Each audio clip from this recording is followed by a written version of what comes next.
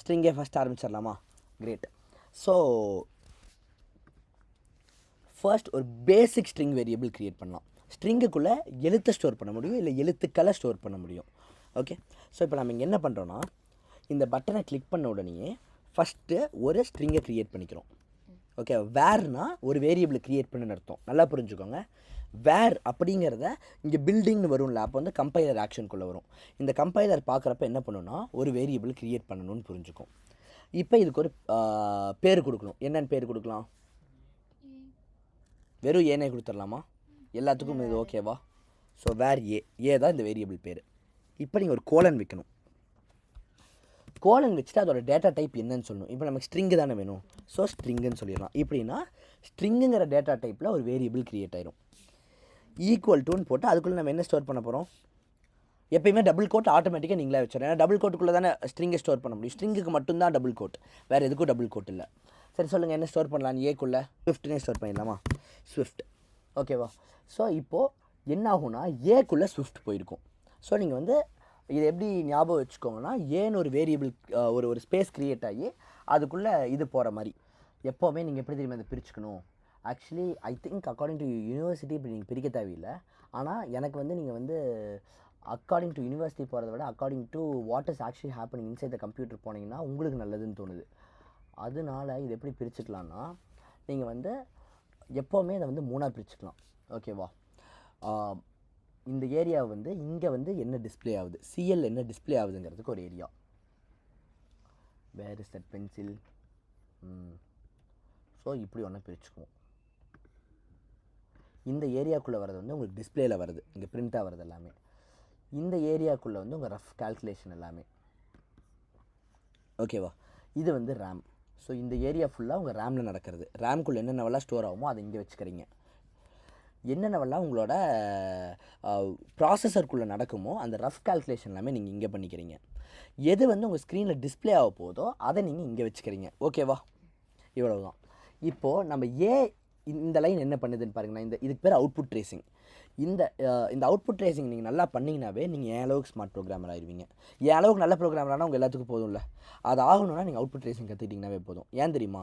நான் பண்ண எல்லா ப்ரோக்ராமும் உங்கள்கிட்ட கொடுத்து அவுட்புட் ட்ரேஸ் பண்ண வைப்பேன். அப்போ என்ன பண்ணுவீங்கன்னா, நீங்கள் லைன் பை லைன் என் ப்ரோக்ராம் எப்படி வேலை செய்யுதுன்னு ட்ரேஸ் பண்ணுவீங்க. பண்ண என் பிரெயின் வந்து எப்படி யோசிச்சிருக்குமோ அந்த பார்த்து உங்கள் பிரெயின் திரும்ப திரும்ப ட்ரேஸ் பண்ணும். அப்போ உங்கள் பிரெயின்குள்ளேயே அதே மாதிரி கனெக்ஷன்ஸ் க்ரியேட் ஆகிடும். அப்போ என் பிரெயின் திங்க் பண்ணுற மாதிரி உங்களால் ப்ரோக்ராமிங்கில் திங்க் பண்ணிட முடியும். புரியுதா?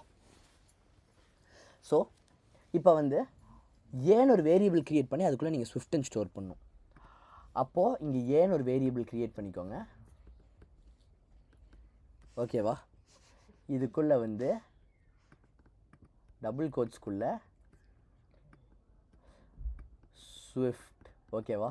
நினைக்கிறீங்க டைம் சேவிங் காரணத்துக்காக இங்கே என்னென்ன எழுதியிருக்குது? ஓகேவா? இதை தான் வந்து இந்த லைனை பார்த்தோன்னே இது பண்ணும். நல்லா புரிஞ்சுக்கோங்க. இந்த லைனை இன்னும் உங்களுக்கு பிரேக் டவுன் பண்ணி காமிக்கிறேன். ஃபஸ்ட்டு வந்து வேர் ஏன்னொன்னே அது வந்து ஃபஸ்ட்டு வந்து ஏவை மட்டும்தான் க்ரியேட் பண்ணியிருக்கோம். நீங்கள் ஈக்குவல் டு ஸ்விஃப்ட்னு போட்டோன்னே தான் ஸ்விஃப்ட்டை கொண்டாந்து ஏக்குள்ளே வைக்கணும்ல. ஸோ ஸ்விஃப்ட்டை கொண்டாந்து ஏக்குள்ளே வச்சுருக்கோம், which means equal to Swift. புரிஞ்சா? இப்போது தெளிவாக தெரிஞ்சிச்சா ரேம்குள்ளே என்ன நடக்குதுன்ட்டு? இப்போ நம்ம என்ன பண்ணுறோன்னா, சிஎல் ஏன்னு போடுறோம். நல்லா பாருங்கள், இதுதான் ரொம்ப முக்கியம். இந்த கிளாஸை மட்டும் யாருமே கவனிக்காமல் இருந்துடாதீங்க. இங்கே நீங்கள் விட ஆரம்பிச்சிங்கன்னா முடிஞ்சுது, அவ்வளோதான். உங்களோட ப்ரோக்ராமிங் கரியரே முடிஞ்சு போச்சு. ரொம்ப கேர்ஃபுல்லாக கவனிச்சுக்கோங்க. இதில் என்ன நடக்குதுன்னு உங்களுக்கு கிளியராக புரியணும். இப்போது சிஎல் ஏன்னு கொடுக்குறேன்னா, இப்போ இந்த லைன் முடிஞ்சிருச்சு. இப்போ இந்த லைனுக்கு வருமா? இந்த லைனுக்கு வந்தோடனே என்ன ஆகும்னா, ஃபர்ஸ்ட் வந்து ப்ராசஸருக்குள்ளே அது புரிஞ்சுக்கும் நான் இப்போ சிஎல் பண்ணணும் அப்படின்ட்டு. சிஎல் பண்ணணுன்னா என்ன? நான் ஏதோ ஒன்று டிஸ்பிளே பண்ணணுன்ட்டு. என்ன டிஸ்பிளே பண்ணணும் அப்படின்னா, நான் வந்து இப்போ ஏதோ ஒன்று டிஸ்பிளே பண்ணணும். என்ன டிஸ்பிளே பண்ணணும்னா ஏவை டிஸ்பிளே பண்ணணும். ஏவை அப்படியே டிஸ்பிளே பண்ணணுமா? கூடாது. ஏன்னா அப்படியே டிஸ்பிளே பண்ணால் டபுள் கோட்டுக்குள்ளே ஏ போட்டிருந்தா தான் அப்படியே டிஸ்பிளே பண்ணணும். இங்கே நம்ம டபுள் கோட்டுக்குள்ளே ஏ போடல. அப்போ என்ன பண்ணணும்னா, ஏக்குள்ளே என்ன இருக்குதுன்னு கண்டுபிடிச்சி நம்ம இது பண்ணணும். இப்போ ஏக்குள்ளே என்ன இருக்குது அதை அப்படியே சொல்லக்கூடாது, இங்கே போய் ரெஃபர் பண்ணணும். ஏக்குள்ளே என்ன இருக்குதுன்னு இங்கேருந்து பார்க்கும். இங்கே ஸ்விஃப்ட்னு இருக்கா? இப்போ இந்த ஸ்விஃப்ட்டை இங்கே கொண்டாடும். இதை அடிச்சு விட்டுட்டு இந்த இடத்துல டபுள் கோட் போட்டு இதுக்கு பேர் தான் ரிட்டர்னிங். ஸ்விஃப்ட்டுங்கிறத இங்கே கொண்டு வரும். ஓகேவா? இப்போது இதை நம்ம சிஎல் பண்ணோன்னு இங்கே வந்து ஸ்விஃப்ட்னு பண்ணிடும். ஓகேவா? இப்போ உங்களுக்கு வந்து ஆன்சரில் ஸ்விஃப்ட்னு வந்திருக்கும். பாருங்கள், பட்டன் கிளிக் பண்ணால் வரும். என்ன வரலை?